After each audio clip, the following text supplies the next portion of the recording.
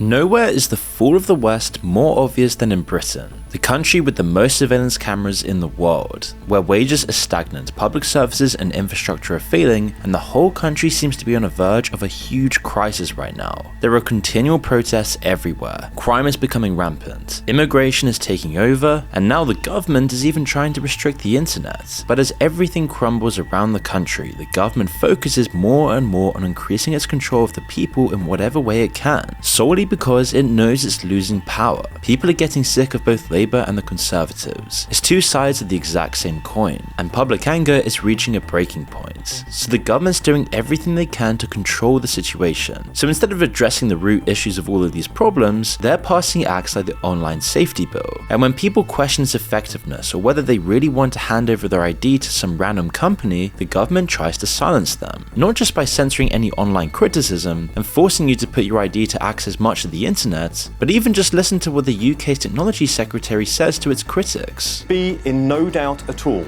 If you want to overturn the Online Safety Act, you are on the side of predators, not those who want to keep children safe. You heard that right, Peter Kyle is saying that if you object to mandatory ID checks on the internet, then you're just the same as some of the worst people alive. Now at this point, can you even imagine anyone falling for such an obvious and disgusting attempt at manipulation? Maybe some old boomers, but at this point, the country is sick of this fake language. Everyone sees straight through it. Because the UK's been dealing with this sort of political language for almost 15 years now, and has led us to where we are today. So to see why the UK is at such a bad point right now, we need to go back to the 2010 UK election with the former Prime Minister Gordon Brown. There was a moment where one of his own supporters asked him about Labour's migration plan, and he gave her a condescending non-answer. Then as he was leaving the event, he called her a bigoted woman just for asking questions. He hadn't realised the microphone on his lapel was still recording. It was a shocking moment that arguably lost Labour the election. You can't say anything about the immigrants because you're saying that you're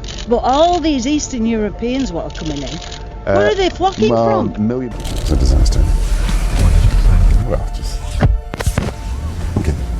Should never have put me with that woman. Everything. She just a sort of bigoted woman. Said she used to be Labour. I mean, it's ridiculous. But seemingly the government has just decided to be public with this sort of thing, and make it their main PR strategy to control the UK and escape all the mounting hatred towards the government right now. It's funny too looking at this moment because in hindsight the woman was completely right. Millions and millions of people have now entered the UK since that interview took place, and key figures from that government have confirmed that it was a strategic policy to open the borders of the UK, something that the government has been trying to hide up for years now, as it's one of the main causes for all the problems we're seeing. This moment was one of the first times of the UK government so clearly covering up the truth with political rhetoric, and we've just seen it over and over since. Both Labour and the Conservatives have been following the same playbook for years. They'll take a key issue for the British people like child safety, something that everyone can agree on, and then cloak their ominous policy within this. They will exploit a crisis to push their own short-sighted, greedy, career-minded decisions while using the crisis to deflect criticism. Today we're seeing it with the safety of children and the surveillance state. People are rightfully worried about their children's safety. Violent crime is up across the country. Highly organised grooming gangs have been responsible for thousands of offences, and there are legitimate threats online as well. Not only are there predators, but the social media platforms themselves are widely acknowledged as harmful to children on a nationwide level. Ever since the pandemic, teachers have been reporting more violence, less focus, and higher levels of abuse from their pupils. But instead of actually dealing with any of these problems though, the UK's government has used the crisis to extend their own control instead. They flat out admitted this. Officials have stated that the act is, quote, not primarily aimed at the protection of children, but was about regulating services that have a significant influence over the public discourse. Already we've seen the results on X. Trending posts about politically sensitive topics like the migrant hotels get age restricted, despite no clear content that could harm children in any way. An absolute mess in the immigration office, which is costing the taxpayer $6.5 million a day in hotels. So why don't they take some of that money and spend it on staff for the immigration system and get these people through the system and either they're going to be asked to leave the country and we have to deport them because they're not being approved, or they can get out and make a life here. We have got so many jobs waiting to be filled. It's simply a news story that threatens the UK government, because if more people knew about this, there would be political upheaval, and so they force you to do facial scans and put in your ID to even read about it. The only thing that saves us from bureaucracy is its inefficiency, and the UK is no different. The Online Safety Act doesn't work. Kids can easily get around the ID check by using video game models or pictures to trick the AI face check. Only the major sites have these checks as well, so any kid willing to scroll past the first 5 Google results can see whatever awful things they like. In fact, the new system actually pushes children towards these unmoderated, shadier and more dangerous sites. Of course, the most common way people get around it is by using a VPN. Just bounce your connection through a different country and you dodge the checks completely. VPN downloads went sky high in the days and weeks following the changes. One provider saw their signups increase by 1,400%. The UK government hasn't been pleased about this though. While the Act prohibits websites from telling people how to bypass the check, it can't actually do anything about the VPNs in general. That's what the UK is working on next. They've already floated the idea of legislation which bans VPNs entirely. Never mind all of the other legitimate uses, how common they are in networking or the invasion of privacy, getting rid of them would be. One idea is to lock downloading or even using a VPN behind the same ID check that so-called adult content sites are now using. It would be the same problem as the websites. The big VPNs might do it, but the smaller ones based outside of the UK won't. Just like 4chan and their lawyers have said to the UK, these moves overreach in their attempts to enforce UK law outside of the UK. Ofcom has been sending letters to my clients, and I have intercepted and read every single one of the 4 companies, American social media companies they've targeted with this. And I have forwarded all that correspondence to the White House. And the White House is really ticked off. For context about how seriously we take these things in the United States, if I were to do what Ofcom did and threaten an American in the free exercise of their constitutional rights, I would be subject to a 10-year federal prison term. If I paired it with a threat to kidnap, the maximum penalty is death. They have no idea what they've woken up. When other democracies are telling your leaders they're going too far, it's a very bad sign. The chairman of the FTC also told US companies not to follow the Online Safety Act because it is so invasive that it breaks US law. And it isn't an isolated incident either. The UK was planning on forcing Apple and other US tech companies to put in a backdoor on their devices. The UK could then snoop on everyone's data while also opening up a massive data leak in the process. While the UK courts were happy to push it through, they only backed down after the US government told them to stop. There isn't anything they can do about 4chan really, other than just block it entirely. Delightful testimony you gave me earlier on with your speech. But hey, that's fine. You can say what you like. I don't care. Because that's what free speech is. And in a sense, this has all been going wrong now for a couple of decades. We've kind of forgotten the Totalitarian principles that we'll fight and defend to the death your right to say something that we fundamentally disagree with. That is the absolute foundation, if you think about it, of free speech, of democracy, of living in freedom. It's kind of why we fought 2 world wars. But as other tech companies see how easy it is just to ignore the OSA, they might follow suit. The UK clearly wants a Chinese-style firewall, with mandatory government ID checks to look at anything other than cat videos. If you even disagree or point out the obvious problems with this, then you're on the side of predators according to the Technology Secretary. It's a clear case of using shame to control the narrative. But as we'll find out, this political manipulation has doomed the British people to decades of suffering. It all revolves around immigration and how that fateful open borders policy set this country up for failure, along with brewing hatred, rising crime, and a country on the verge of a crisis. As the UK and other countries continue to try and control the internet right now, having a VPN is more important than ever. And that's where today's sponsor comes in. Private Internet Access, the VPN trusted by over 30 million people. A VPN, or a virtual private network, encrypts your internet connection and hides your IP address. Think of it like an armored tunnel for your online activity. As with Private Internet Access, you're shielded from the UK government and others trying to censor or track what you do online, by encrypting your online traffic and making your information bulletproof. And beyond safety, Private Internet Access allows you to access region-locked content all around the world. Whether it be Netflix, Amazon Prime, Disney+, different countries have different shows, and with Private Internet Access you can unlock all of them. Sports blackouts, cheaper deals on flights, games or clothes. You can get all of this simply by switching your IP address to one of Private Internet Access's servers across 91 countries and all 50 US states. One subscription protects an unlimited number of devices. your phone, laptop, tablet, even your smart TV, protecting your whole household or your entire workspace with just one account. On top of this, private internet access is the world's most transparent VPN provider. Their strict no-logs policy has been proven multiple times in court and even verified by Deloitte. That's why they're rated excellent by over 11,000 real users on Trustpilot. And the best part? Signing up is totally risk-free with a 30-day money-back guarantee and 24/7 customer support. And right now, my viewers can get a massive 83% discount on private internet access. That's $2.03 a month plus 4 extra months completely free. So go to my link in the description to grab this exclusive deal. Stay safe, stay private, and unlock the internet with private internet access. Or just simply scan the QR code on screen.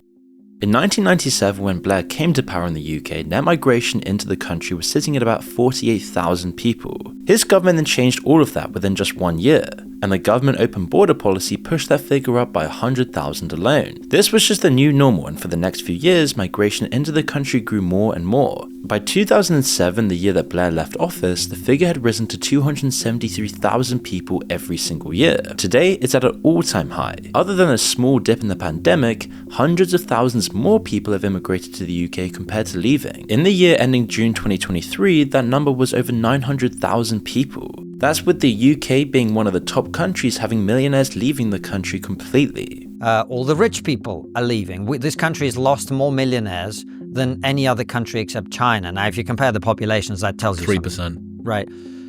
So we're losing the people who have created the jobs, who are creating the jobs, and who are going to create the jobs. So we're seeing all of the most successful rich people leaving the country and hordes of immigrants coming in at the same time. Literally more people coming in than all of Liverpool put together every single year. And funnily enough, Tony Blair is still unapologetic about the immigration boom he started. Just take a listen to this clip of his recent thoughts on the topic. There are people who are anti-immigrant, okay, and they're just anti-immigrant as a matter of principle. There's not a lot you can do about that, but they're a minority. There's then a much larger group of people who are not anti-immigrant, who recognize the benefits that immigration can bring. And, you know, in America it's brought enormous benefits, in the UK it's brought enormous benefits. Here we can see that he still divides people based on whether they agree with him. You have the people who are against it as irrational and stubborn and capable of changing their minds. It implies their reasons are racist or bigoted without ever actually using those words. And if people go along with this thinking, they'll immediately place themselves in the second group. After all, most people know they aren't racist and will therefore rationally accept what he's saying. Then they're more likely to believe in the opinions he slips in. That immigration just has only enormous benefits without the downsides. But as we'll find out, this really hasn't been the case at all. And now almost everyone in the UK agrees on this topic. And lastly, he talks about control and limits, but there clearly aren't any of these anymore, or even when he was in office. It's the same position that Labour takes today. They use false shame and dirty tactics to browbeat people into agreeing with them, try and fight back against it, and they dig in even harder. The Reform UK Party and its leader Nigel Farage have been leaping ahead in the polls based on the failings of the current government, including the Online Safety Act. One of the reasons being Farage just vowed to repeal it if elected. It's easy votes for him and a whole lot of lost votes for Labour in the next election. But still, they continue to double down. The Deputy Prime Minister has most recently asked Farage how he would expect to protect women online if a Reform government did repeal the Act. Reform responded by saying that Starmer's early release programs for predatory offenders have a much worse effect on the safety of women than anything that the Online Safety Act prevents. They cite the grooming gangs and other problems associated with migration, which brings us right back to Tony Blair's policy of mass migration. Since he began this experiment, pressure from the British public began to grow. Most people were against mass migration, however you framed it, and it was a major contributing factor in Labour's decreasing popularity. Although all of this ignores the elephant in the room, even though the UK's government could see that sustained or even increased migration was becoming a massive election-losing issue, they carried on. Which begs the question of why? Well, the answer reveals itself when you ask what politicians actually get out of mass migration. The actual consequences of the policy that they very rarely speak about. One obvious benefit for politicians is that migrants fill jobs and expand the pool of available workers. Between 2010 and 2015, for example, around 2.1 million more jobs were created in the UK, but over half of those jobs were filled by new immigrants. These new workers are great for corporate and business leaders. A larger work pool means higher competition among young workers and more demand for jobs. It means they can pay generally lower wages to their native workers and much lower wages to immigrant laborers. Because of lobbying, these are the people spending millions upon millions to politicians who ostensibly just rely on a small public sector paycheck to actually fund their exorbitant lifestyles. So any politician who wants campaign funds or a second house will always do what they want, what these business interests want, not what the British public wants. And they'll never think of the long term. Then there are the landowning sections of British society who use their massive amounts of wealth to influence politics far more than any other small voting bloc can. They love mass migration's economic effects. A new city's worth of people every year then drives up housing demand. It means they can charge more as landlords. Tons of MPs are also landlords, of course. In fact, one UK politician was recently forced to resign over this issue. She had forcefully evicted some of her tenants last year. Then she quickly relisted the house for £700 more per month that she was renting it for a few months earlier. The biggest irony of all was that she used to be the homelessness minister. Now, people always say that mass migration increases GDP and is an overall benefit to the economy, because then you have more cultural enrichment. But unfortunately, this really hasn't been the case. And the UK government has known this for years, probably from the start to begin with.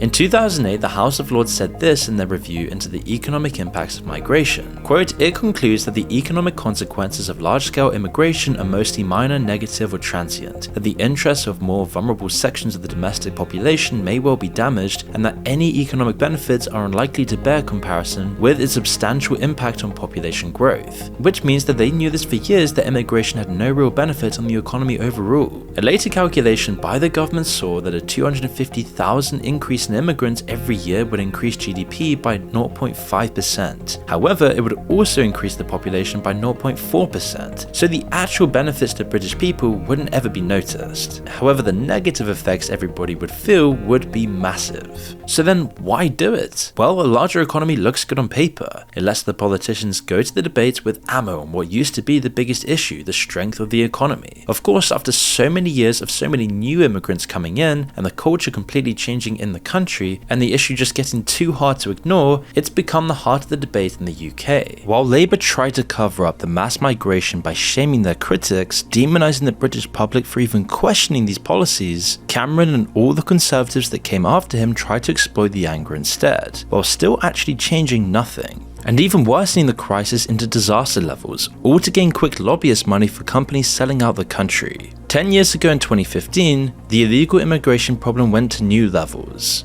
And so David Cameron and all the Conservatives aligned themselves with anti-immigration rhetoric, with remarks such as calling migrants a swarm of people, which brought criticism from the left but obviously intended to gain more favour in the wider public. This is very testing, I accept that, because you've got a swarm of people coming across the Mediterranean, seeking a better life, wanting to come to Britain, because Britain has got jobs, it's got a growing economy, it's an incredible place to live, but we need to protect our borders by working hand in glove with our neighbours, the French, and that's exactly what we're doing. Of course, none of this actually meant he was going to do anything to curb immigration, as under him, the number of immigrants more than doubled. And that's when the British public would soon realise that no matter who you voted for, nothing actually changed. The one key issue that the public cares most about isn't good for business. If all the cheap labour stopped coming into the country, then that would be bad for all the companies that rely on it. So why not pay off politicians on both sides to make sure the British public never gets what they actually want? As successive governments have also failed to deal with the problem, not because they can't, but because they don't make money from it. As they all did the same calculations that Blair's Labour had done years ago, they saw the short-term benefits while ignoring the huge long-term costs of the country that mass immigration would cause. Even the supposed temporary benefits that are advertised to everyone failed to make a dent anymore. Even with migration at record levels, the economy is still massively stalling. Most people in the wider public know about this, but never actually see the benefits themselves. And immigration's short-term boost to the overall GDP has been very useful for politicians trying to make the economy look better, for example. But the crucial issue is that this whole debate ignores mass immigration's effects on social cohesion throughout the country. The everyday experiences of people living in a country that's undergone such a drastic transformation is what's important. As we'll see, mass migration has damaged nearly every single part of British society. The economic effects of just adding tons of people to an already crowded country are one thing, but it also impacts communities and whether people feel like the government is giving them a fair deal. The effect on public services is as obvious as it is damaging. They're simply being overloaded.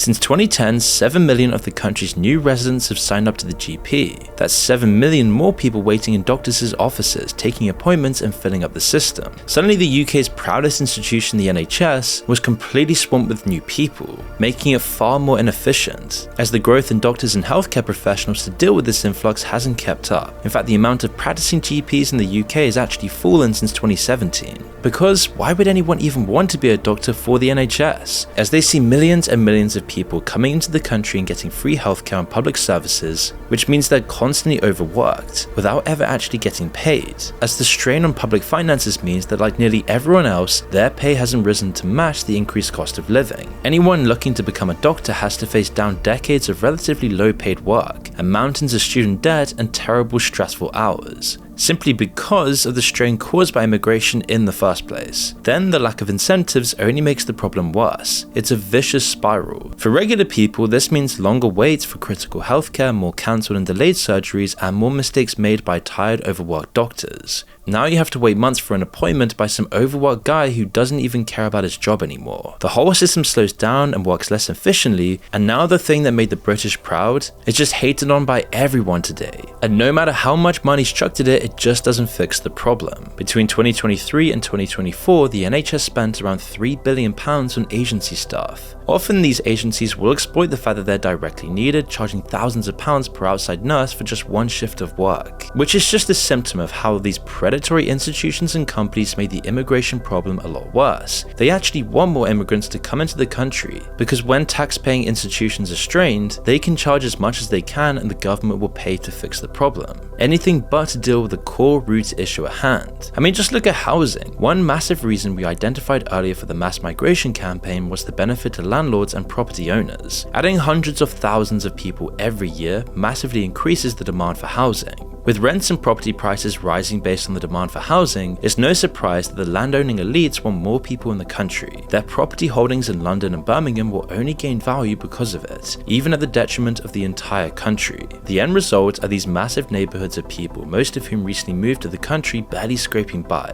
They haven't had any time to integrate, their previous national identity is still far stronger than anything the UK has to offer, and it also means there isn't really any incentive to integrate or follow the UK's customs. In fact, a lot of them even hate the country, seeing it as a doomed, overpriced place to begin with, especially when the public is starting to hate on these people locked up in 5-star hotels, creating even more of a culture war within the country, tensions that are really not needed right now. And a lack of public services available for all these new people often creates social issues as well. Littering and huge multi-month strikes from the council creates mountains of trash all around the country. Who could feel proud of their community when it's literally covered in filth? Other problems like more serious crimes also flourish in these forgotten segregated neighborhoods. With nowhere else to turn for legitimate work or improvement in society, people naturally get sucked into the criminal underworld. These parallel worlds are awful for the UK's sense of community. The lack of public funds means the government just can't deal with the problems that so many more people create. And this isn't just the right-wing press talking either. Even the ultra-left Guardian newspaper has been forced to admit this. Last year, they ran this opinion piece on the economic dangers of immigration. It went mostly unnoticed by the readership though, either because people just want to ignore the issue altogether, or they're already aware of all of this and see it with their own eyes in towns and cities across the UK, where crime is destroying the social fabric that used to make the UK a high-trust society.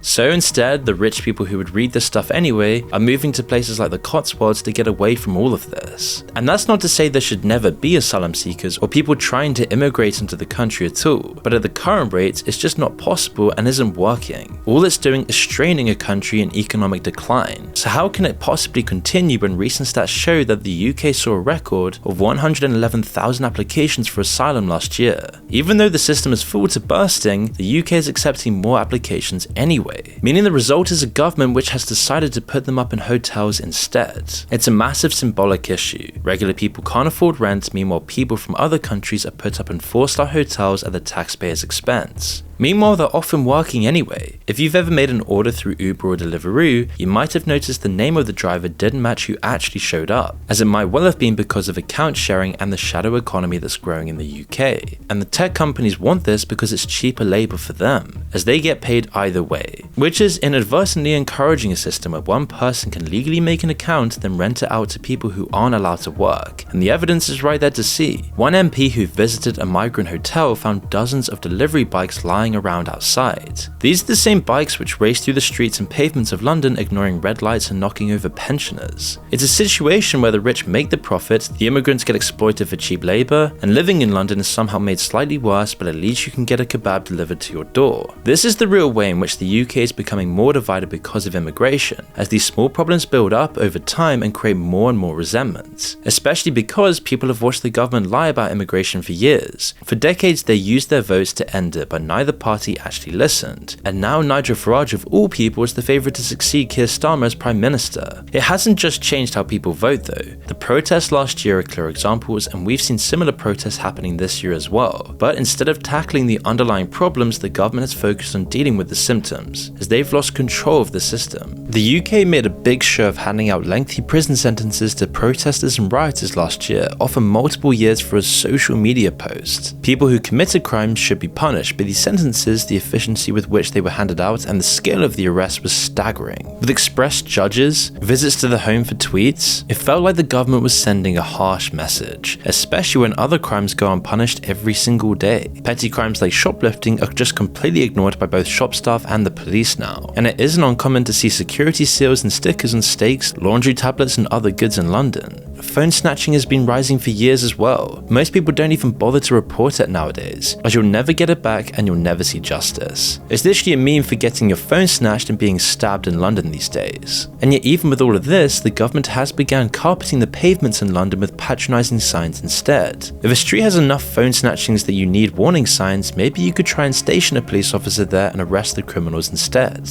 Even major crimes like burglary go uninvestigated. The economic burden of dealing with so many people has left nothing untouched, including the police. The UK government can tell that it's losing control over the people. Public services have ground to a halt, crime is everywhere in major cities. London in particular has an unmistakable air of hostility now. The Notting Hill Carnival, for example, a festival designed to celebrate foreign cultures, has had a major crime problem for years now. Footage of the event shows how miserable it looks. Every year there's just violent crime and disorder. The government has responded by trying to claw back control in any way possible, but now with all these measures and the dawn of a new digital ID system, it's starting to look more and more like fascism. The same fascism they say these measures are designed to prevent in the first place. These are measures they've taken to combat the growing levels of resentment against the government, but they're also things they've only been able to do because of all the threats they've created for children, women and young adults. This will be the lasting legacy of this Labour government and the previous 2 decades of two-party rule. Both parties have taken advantage. They've used the constant state of crisis they put us in to extend their own power. Now it's just getting ridiculous. When the government arrests a man for saying he dislikes Palestinian flags in the street, no matter your views on the conflict, you have a problem. Any events involved with Palestine, okay? The reasons why we did this is on the 17th of the 10th of 2023 on Bethnal Green Road at 10:04. You were witnesses saying, obviously, people, while they're over here, etc., we let them into our country, etc. When people are getting arrested for praying outside abortion clinics. But there is a light at the end of the tunnel. By doing this, both parties became the same kind of bureaucratic, power-hungry, manipulative organisation. They got rid of the difference, and now the two-party system has finally begun to fall apart. The Conservatives are years and years away from rebuilding their reputation. Labour have already wasted their chance. And now Reform, although not great, are most likely the successors, and their legacy will hinge on whether they actually do anything different. They may even bring in proportional representation, which would actually kill the two-party system for good. However you feel about Reform in and of itself, the future will at least bring an end to this toxic deadlock in the UK's politics. Maybe somewhere way down the line we'll get a politician that doesn't lie or use a crisis for their own gain. But you probably shouldn't hold your breath.